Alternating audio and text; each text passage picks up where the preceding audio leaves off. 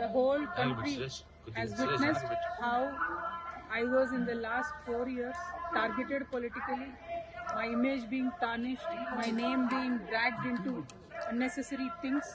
I've always said I am on the side of the truth, and I've always said I have divine blessings, and it has come true today after I've been honorably discharged from the Delhi liquor policy case.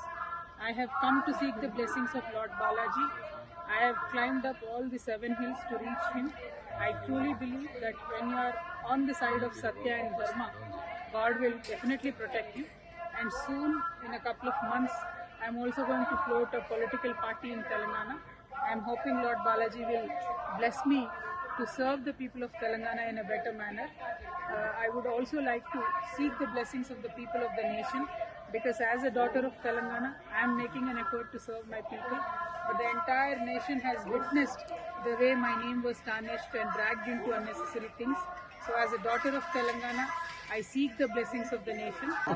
నేను గత 4 సంవత్సరాలుగా పడుతున్నటువంటి మనోవేదన ఆ స్వామివారి దయ వల్ల మరి కంప్లీట్గా నేను ఏదైతే చెప్తూ వచ్చాను, సత్యం నా వైపు ఉంది, న్యాయం నా వైపు ఉంది, భగవంతుడు నా వైపు ఉన్నాడని చెప్తూ వచ్చాను. అదే నిజమని రుజువు చేస్తూ కంప్లీట్గా కోర్టులో మరి క్లీన్ చీట్ రావడంతోనే స్వామివారికి కాలినడకన వచ్చి మొక్కు చెల్లించుకుంటానని అనుకున్నాను. దానికోసం ఇవాళ ఇక్కడికి రావడం జరిగింది.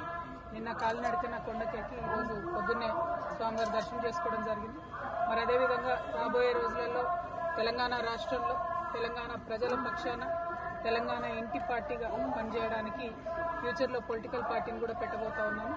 కాబట్టి దానికి కూడా ఖచ్చితంగా స్వామివారి ఆశీస్సులు ఉంటాయి, దయ ఉండాలని చెప్పి కోరుకొని మరి వాళ్ళు దర్శనం చేసుకోవడం జరిగింది. నేను ఎప్పుడు తిరుమలకు వచ్చినా ఒకటే కోరుకుంటాను, తెలంగాణ రాష్ట్రం బాగుండాలి, తెలంగాణ ప్రజలు బాగుండాలి, ఆంధ్ర రాష్ట్రం బాగుండాలి, ఆంధ్ర ప్రజలు బాగుండాలి. రాష్ట్రాలుగా మనం విడిపోయినా కూడా ప్రజలుగా కలిసి ఉండాలి, ప్రజలందరూ బాగుండాలని మనస్ఫూర్తిగా కోరుకుంటాను.